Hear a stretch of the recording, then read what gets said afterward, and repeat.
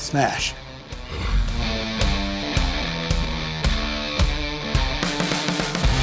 Welcome back to Screenrant. Just a quick warning, if the title didn't give it away already, there's going to be some major Endgame spoilers in this one. The 5-year jump in Avengers Endgame completely changed our characters as we know them. One of the biggest transformations has to be between Bruce Banner and the Incredible Hulk. Through some off-screen experiments, the two forms molded into one as a permanent green monster, often referred to in the comics as Professor Hulk. While the new take on Hulk was refreshing to see, the character definitely did not pan out like we expected it to. So what went wrong? Well, we'll tell ya. While Banner's smarts definitely come into play, there was a lot more potential for the character to shine on the big screen in Endgame. The Incredible Hulk has had quite the journey in the MCU. After the largely ignored or forgotten debut of the character in Edward Norton's 2008 solo film, the Hulk remained an active co-star in other movies like the Avengers films and Thor Ragnarok. Big monster! His stories would play out through these films, in small bits or moments where we got to know the character and his journey as the scientist struggled to control the monster inside of him. I'm always angry.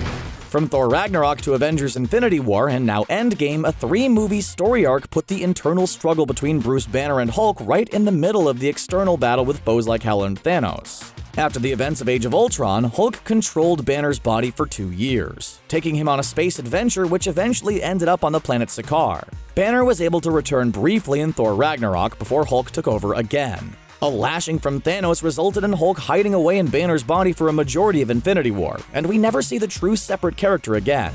Dude, you're embarrassing me in front of the wizards. Sorry, I can't. Endgame showcased the Bruce Banner and Hulk character like we've never seen him before in the MCU. In short, a 5-year time jump reveals Banner worked on a way to merge both man and monster. Physically, Hulk is huge and permanently in the green skin form while having a bit of Banner's look in his face. The power is still there, but the unstoppable rage has seemed to disappear, allowing Hulk to make logical decisions and choices. In Endgame, Hulk was essential for helping develop and explain the time travel process. Getting the Time Stone from the Ancient One, and his biggest moment may have come when he wore the Infinity Gauntlet and snapped every living being back into existence. And despite all of these moments and presenting a whole new version of the Hulk, something still felt missing and lacking within the power and destruction of the character. In the beginning of Endgame, seeing the Professor Hulk character was refreshing. He was funny, wore normal clothes, and even took selfies with some fans. As the movie went on, we expected to see more of the strength come out of the character, but there was not much more than a thrown motorcycle or a bench. The Hulk was definitely lacking the rage and brute force the character has harnessed in the past, but the use of the Professor Hulk character isn't really an excuse. In the Marvel Comics, when Green Hulk, Grey Hulk, and Bruce Banner combine to create Professor Hulk, he still has incredible strength and the ability to fight when needed. In one issue, Hulk gets shrunk. Abomination stomps on him, and Hulk is still able to beat Abomination up in his tiny size. In the comics, it was this version of the Hulk who went up against Thanos in the Infinity Gauntlet series, proving even further he can definitely get physical. So if we've seen the strength and force of Professor Hulk in the comic books, why haven't we seen it in the MCU, and specifically in Endgame? Well, since Bruce Banner seems to be the main controlling mind of the two, it kind of makes sense, no matter how disappointing it seems. While Hulk has all of the skills in the world to take down enemies and destroy things, Bruce Banner does not. He does not have the combat training to fight or truly harness the power he has available from the Hulk.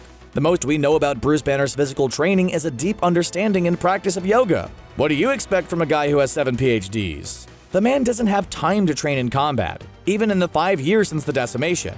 Plus, he had the Hulk to do all of his fighting over the years. Just look when the Hulk has to go and try to blend into the past during the time-traveling scenes to the original Battle of New York. It's clearly Bruce Banner using his combat skills, barely making a dent in things, and extremely unconfident in what to do physically. So yes, Bruce Banner may have all the tools as Professor Hulk to go on a rampage like the former monster used to. He just doesn't know how to utilize those tools. This is why his biggest moment in the film is wearing the Infinity Gauntlet and snapping everything back into reality just moments before the 2014 Thanos travels forward in time and attacks everyone. Still though, there was definitely 2 moments where the Hulk rage should have taken over and delivered some captivating action scenes. The first would be after Black Widow's death. The movie definitely missed the opportunity to showcase the loss and connection felt when Hulk finds out about her death. The emotions and rage should have allowed Hulk plenty of anger to smash things like he used to, and use that grief throughout the whole final battle against the Thanos army. Instead, he throws a bench into a lake. The relationship between Banner and Romanoff was far deeper than the slight emotional outburst. Natasha was the one who went and recruited Banner for the team in the first Avengers movie. She learned how to help control the monster, keep him a little more grounded. The peak of their relationship can be seen in Avengers Age of Ultron. Early on, Black Widow is able to tame Hulk down and transform him back into Bruce. Sun's getting real low. And then there's the bedroom scene at Hawkeye's family home where both characters reveal their inner emotions for each other. We learn neither can have children, and part of the awful process Black Widow has gone through while being raised at the Red Room. You still think you're the only monster on the team? At the end of the day, the loss of Black Widow is probably one of the most personal in Hulk's life, especially knowing how permanent the loss was considering the no reversal statement Red Skull made when the death first occurred. Combat training or not, Hulk would have been boiling with rage, both the monster and Banner. This definitely does help lead to his decision to use the gauntlet himself, but there could have been even more. After the use of the Infinity Gauntlet, his arm is clearly damaged, but there was still plenty of potential for Hulk to shine. One of the biggest missed opportunities was having Hulk get some redemption against Thanos for the whopping he received in the beginning of Infinity War. Of course, reversing the actions of the snap and executing all of the time travel plans is a huge victory, but an ultimate payoff against Thanos would have been a great ending for the story arc since the way Thanos beat Hulk down was essentially part of the character's journey in Infinity War. And to add to that, so many other characters were able to get their own redemption. There's Thor's huge payoff by aiming for the head and literally beheading Thanos. Captain America goes one-on-one against Thanos. Nebula goes full circle in own arc by killing off her former self and fully completing her transformation into the side of good. And then there's Star-Lord. We get a whole scene about him getting to see Gamora again, even if she's from another time. Scarlet Witch had a great moment attacking Thanos over her grief for losing Vision. Hulk should have gotten the same, not only for the beatdown he suffered in Infinity War, but for the grief he has to go through over losing Natasha. Whether this version of Thanos knew it or not, the events are all ultimately his fault, and just one punch to the face would have been enough. We know how crowded the final battle was, how many heroes returned, and how many characters got their moment. We just wish there was a single 2-second shot of Hulk getting the tiniest bit of payback against Thanos. Especially after the big green guy was so absent from Infinity War. Just smash something already! And seeing how little Hulk got to fight, or was shown fighting in the final battle, we have to wonder if there was a purpose for this. Was Marvel setting up the future of the characters? One where Hulk would have a minimal role, especially as Phase 3 draws near a close. We've seen Hulk do battle plenty of times in the past, and the comics have definitely proven the character still has a crazy amount of strength as Professor Hulk. So maybe the end game was to nerf Hulk a little bit, and put more stock into heroes that would be used more in the future.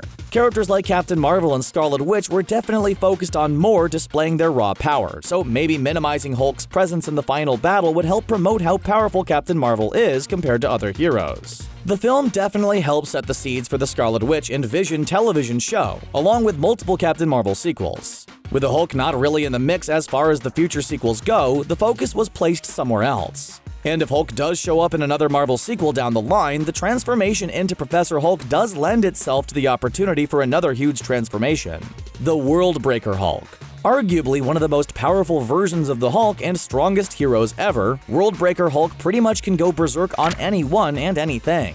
A single step can destroy cities. A single punch can destroy whole planets. And his stamina could keep the guy smashing all day long. The future remains unclear as to where the character goes, but on the big screen it's tough to argue that a majority of fans would want to see Hulk smash just a little bit more. And we can only hope that there is more for the Hulk.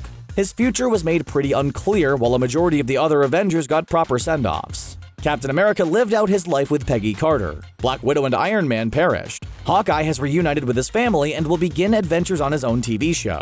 And the Hulk is just kind of there at the end with no foresight into his future. But at the end of the day, Hulk was featured very little in the final battle and left to work on the more science-based stuff. After Thanos is defeated, Hulk ultimately helps return the Infinity Stones to their proper timelines, restoring the darkness and ensuring the Avengers could fight another day. There's no denying he's a hero, but Endgame featured a very different hero this time around. After the initial wave of excitement wears off from Endgame, we'll have to look back and see if this is a version of the Hulk that truly makes sense, or if some things could have been pushed a little further to truly deliver a satisfying end to his story. So, what was your take on the Hulk in Endgame? Did they go far enough with the whole Professor Hulk thing? Or do you want to see the character cause more destruction and chaos? Let us know in the comments below, and don't forget to subscribe to Screen Rant for more Marvel content.